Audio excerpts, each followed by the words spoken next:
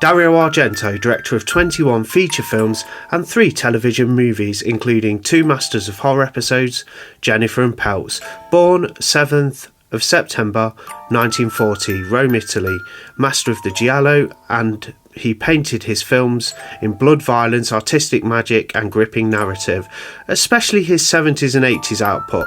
His movies were never quite the same after, however there still were some standouts from his later years. Argento is without a doubt one of my favourite filmmakers and has left an everlasting mark in the horror genre, which is unprecedented. This is every Dario Argento movie I own on physical media, ranked from 17 to 1. Kicking the countdown off at number 17 with 2014's Argento's Dracula. This, out of all the ones that I own, this is the one that I'm least favourable about. I'd heard really bad things before I actually viewed it for the first time years ago, and I knew it was going to be bad. Just because, like, he's such a legend, and his films, like I've been saying, like the 70s and 80s output, and a lot of the 90s stuff were that good. With some exceptions, of course, from the 90s. I just heard that it's sort of like his directing had sort of like, you know, been compromised a little bit and never had the artistic flair that it used to have. And it's pretty prevalent in Dracula. It's not even the worst Dracula movie I've seen. It's just got bad effects and the story's not exactly that memorable. So don't want to slate the film too much as I'm such an Argento fan, but this is, out of what I've seen as well, it's my least favourite film, and out of the ones that I own, it's definitely my least favourite. So number 17, Argento's Dracula. On to the Card Player. This is the other film that ranks quite low in this ranking. It's from 2003. It's about detectives trying to locate victims who have been kidnapped by this guy who's basically toying with the detectives and basically playing a game of cards with them and then murdering people. It's just not that interesting to me. Can't remember much about it. It does warrant a rewatch, and it will be staying in the collection as I'm an Argento completionist, but yeah, not much to say about this one apart from it's quite dull. Not the best shot as well. It doesn't have his typical classic artistic flair. That's the Card Player. Up next, Giallo from 2009. I don't hate this movie like some people do. It stars Adrian Brody. Not exactly the best acted film. The narrative's quite standard. It's a Giallo called Giallo, but a kind of more modern like Giallo. It's not got the sort of signature blood and flair of like the classic stuff, but you know, not the worst film in the countdown. It's got some good, like quite good kills in there as well, and the villain, let's say, is slightly more interesting than that of some of the other lower ranked films. But yeah, I weren't too keen on Giallo. It's not what you'd expect from Argento. It might even get less of a hard time if it was directed by somebody else, but because Argento's been that masterful in a lot of his works that he's produced, it's just not just lower tier Argento really, but it's not the worst, and it's got a place in my collection, and I would be happy to watch it again. But yeah, not overly thrilled by Giallo. Another one from his later output, and that's Phantom of the Opera. A weird mishmash. It's got a few good set pieces, some good costumes. It stars his daughter, Dario Argento. It's just a bit daft, really, and silly. It's not that memorable. Like, don't get me wrong, I like weirdness, and you know, a lot of Argento's absolutely masterpiece, brilliant films have like a lot of weirdness in there and strangeness to them. But Phantom of the Opera is just like, you know, it's weird in not the most entertaining way. This is a Scorpion release. It's probably the best release out there of the film.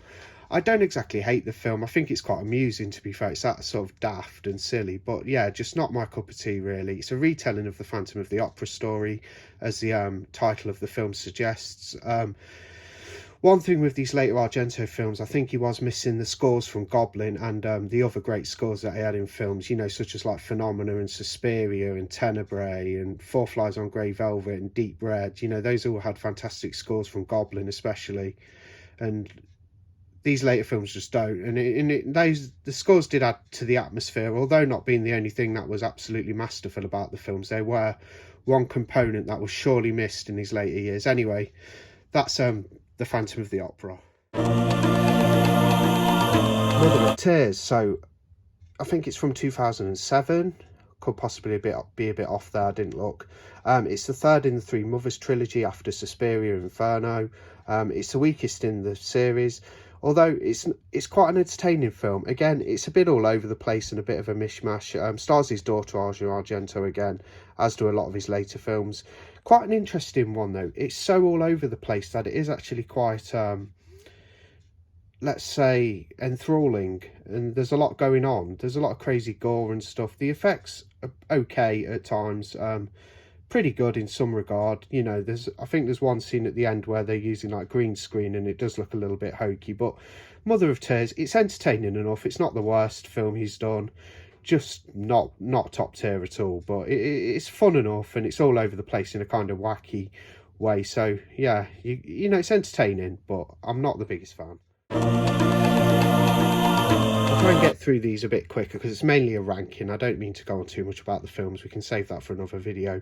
The Standal Syndrome, again starring Dario Argento. This is a fantastic 3-disc edition from Blue Underground with the Blu-ray and DVD in there. I think this might be a 1995 film, so there's a look at the back. It will say somewhere 1996. Basically about the Standal Syndrome that this young woman has, and there's a killer on the loose and she's trying to avoid them. Bit of a giallo, bit of a murder mystery. I just find it a little bit slow, and it's quite dull compared to some of the more flamboyant and let's say artful like Argento movies of the 70s and 80s. That's a Standal Syndrome anyway, my little take on it. Trauma. Argento's first American-made movie. You've even got a performance from Brad Dourif. You know, it's a bit of a mixed bag. The reveal of the killer's kind of okay, but the film as a whole, again, it's another one that kind of drags a little. It's okay, like, don't get me wrong, I like it. And, like, there's some good kills in there, and there's some inventive ways of being killed that the murderer uses. And, like I say, the reveal's fairly good. The film's okay, it looks okay, it's shot okay. It's a far cry away from something like Suspiria or Inferno, you know, aesthetically. But yeah, run-of-the-mill Argento, I'd say, middle of the road. But yeah, not overly keen on Trauma, and I won't recommend it to a newbie who was watching Argento films for the first time. But that's Trauma, I guess. It's okay. Next, a surprising one from one of his later years in his filmography, and that's Sleepless. It's a giallo about a murderer, of course, from 2001, and yeah, it looks pretty good aesthetically. The characters are quite interesting, the reveal's fun and pretty crazy, and yeah, Sleepless, it's a good one. Again, I'd say it's just sort of middle of the road Argento, but it's definitely better than the ones I've talked about previously. So if you haven't seen Sleepless, do yourself a favour and have a look at it, because it is a pretty good Argento film, especially from his later years. Probably the best one out of the later ones, because we're moving on to more like older Argento now in the countdown. But yeah, there's Sleepless for you. So, a part of the sort of unofficial, is it the Animals trilogy? We have Catanin Tales, a very good giallo. A little bit tame violence-wise compared to some of Argento's other features. Not exactly one of my favourites, but I do respect the film and I do enjoy it. I've seen it a couple of times now. It looks very nice. It's his second feature, like I said, after Bird with the Crystal Plumage. It's a good one, and this is the way to go from Arrow. You know, if you're going to pick up Catanin Tales, get this 4K set. They also had a really nice Blu-ray as well with a red cover. But yeah, good reveal, good mystery to it. Good crime thriller giallo film. Just lacking a little bit in the violence areas, but I guess not every film has to be like full of like buckets of blood and stuff. But anyway, that's where I'm going to rank Catanin Tales. Up next, the beautifully made Inferno. Now, I'll get the sort of nitpicks out the way first. It's nowhere near as good narratively as Suspiria. It's arguably visually as stunning as Suspiria. You know, it's got a great colour palette and it looks fantastic. It's just a bit of a mishmash. It's the second in the Three Mothers trilogy. Narratively, just a little bit of a mishmash. Things are all over the place a bit narratively. It jumps from one location in the world to another, you know, from like Germany to Italy to USA, and it's a little all over the place, but the film is stunning and there's some great scenes and I really like it. I've got quite a soft spot for Inferno. Beautiful film. Up next, Opera, about a killer who is stalking a young woman and making her witness horrific murders. So he tapes these spikes to her eyes and tapes her up and makes her sort of stationary while he murders people, and she has to keep her eyes open, otherwise those spikes there will pierce her eyelids. It's got quite a good reveal, great score. Love the score for Opera. It's mainly set at the opera, which is cool as well. You know, some great scenes involving birds and things flying around in the opera. It's very artistic. It's quite a brilliant film in its own right. And yeah, it has a place quite high in this ranking. That's Opera. Coming up next, his third feature film, that's Four Flies on Grey Velvet. This is a German edition, really nice edition. Another Giallo with a big reveal and whatnot, and lots of killing going on, quite violent. Yeah, great stuff. Love Four Flies on Grey Velvet. It's got a good score, good acting, great 70s vibe and aesthetic. Yeah, big fan of this one. It could have ranked a little higher, but I've put everything where I think they need to be put as far as my opinion goes. Anyway, that's Four Flies on Grey Velvet. Up next, the brilliant Phenomena, starring Jennifer Connelly and Donald Pleasence, who has a sort of monkey sidekick in the film. He has a little ape as his sidekick, who ends up helping out the victim in the film as far as the narrative goes. I won't give too much away though, but the ape does come to the rescue at the end, which is quite heartwarming. Yeah, brilliant film about a young girl, goes to a boarding school. She can communicate with insects and make them sort of like bend their will to her, and she manipulates them, and you know, a lot of insect action going on. It does involve that, you know, there's that aspect of the film.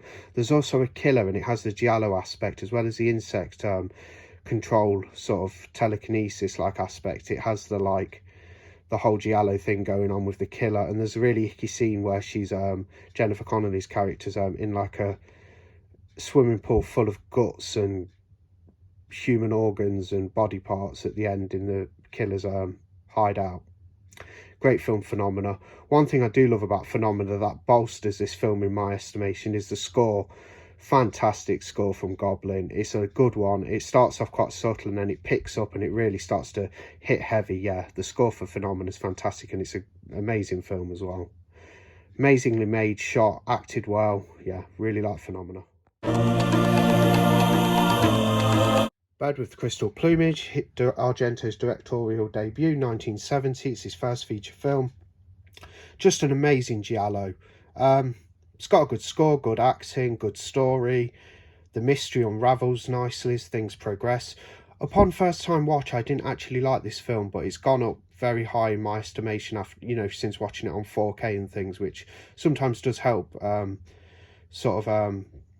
push a film's ranking up for me. You know, viewing it on 4K UHD, it kind of brings out the best in the film, so you're seeing it in the best possible quality and audio, and that can really help make a film go up in your own estimation, I think. But yeah, Bird with the Crystal Plumage, what a debut. Fantastic movie.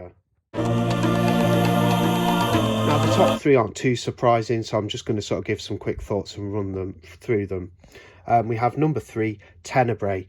What a score by Goblin. Sounds fantastic. The film itself, riveting, like sort of wacky Giallo, about a writer and a crazed fan who's acting out murders from his stories into reality. It's got some great kills.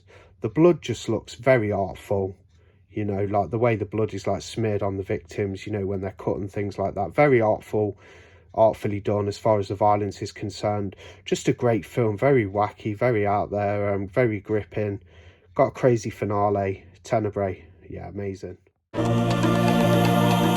Number 2, Deep Red. Again, fantastic score from Goblin. It's absolutely pulsating, it thumps hard, it builds up, and then it kicks in and it really strikes you and cuts you deep.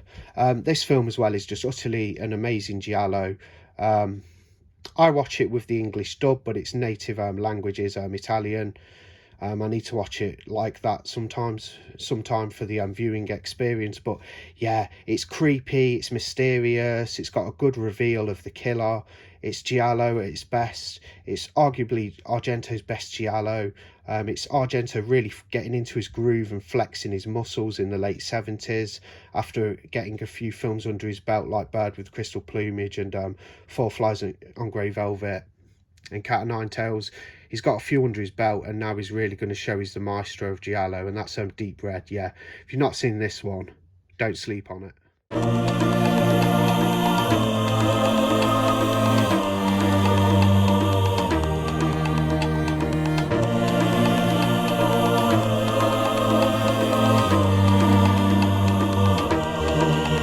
And pretty obvious, coming in at number one is the mesmerising and absolutely stunning Suspiria. It's an epic piece of filmmaking. The location at the dance school in Germany, awesome. The characters, the narrative, awesome. The narrative's a little bit linear, but it does tell a good story about the dance student Susie, and she's uncovering that a coven of witches are basically running the school. It's got a good finale, great eeriness to it, brilliant kills, very graphic kills, you know, a lot of violence, a lot of blood, all done in a mesmerising, artful way with an absolutely phenomenal score from Goblin, which is probably the best score that's been done on one of Argento's films. That's Suspiria, straight in at number one. The colour palette is second to none. I'm sure a lot of people have said that, and I agree, so I just had to get it in there. You know, absolutely stunning colour palette. The colours just work together so great. The 4K, it's never looked better. The Blu-ray was mesmerising enough, and then the 4K, all the colours just pop and stand out. Everything looks beautiful. The film's beautifully made. Like I say, love the story, love everything about this. To me, it's one of the greatest horror movies ever made, Suspiria, from 1977. Just an epic piece of filmmaking, and what I think is Dario Argento's masterpiece, and that's been said before, and I'm sure a lot of people agree. Anyway, that was my ranking of all the Dario Argento films that I own. I'd just like to go over a couple of things before I finish the video. I didn't include, is it Dark Glasses, his new one that was on Shudder, because I don't own that on physical yet. That wasn't too bad, and could have actually ranked a little higher than, say, Dracula and Giallo in this ranking. You know, the ones that ranked a little lower in this ranking of ones that I own. If I had Dark Glasses, that could have actually been, you know, a little higher than some of the lower ones. But I didn't think it was absolutely fantastic. I just thought it was kind of a middle of the road Argento film. But anyway, we'll save that for another video, as I don't have it on physical. And one I've never seen is Do You Like Hitchcock, which is a TV movie. It's very hard to get hold of. I'm hoping it will get a release one day. And there's other Argento films in there as well. He did produce a lot in the 60s and write. And there's there's a couple of comedies he's done. I forget what they're called now, but you know, this was all the Dario Argento films I own, ranked, 17 of them. Mainly horror and Giallo. I know there's other movies out there. There's a couple more that I've not included, and there's a handful I think I've not seen, maybe like 3 or something. But anyway, Suspiria at number one. Amazing, mesmerising colour palette, brilliant narrative about the coven of witches running the dance academy, great characters, great suspense, great score, great soundtrack, great kills, great everything. Suspiria, Dario Argento's masterpiece, coming in at number one. Thanks for watching the ranking anyway, and I'll see you on the next one. Bye.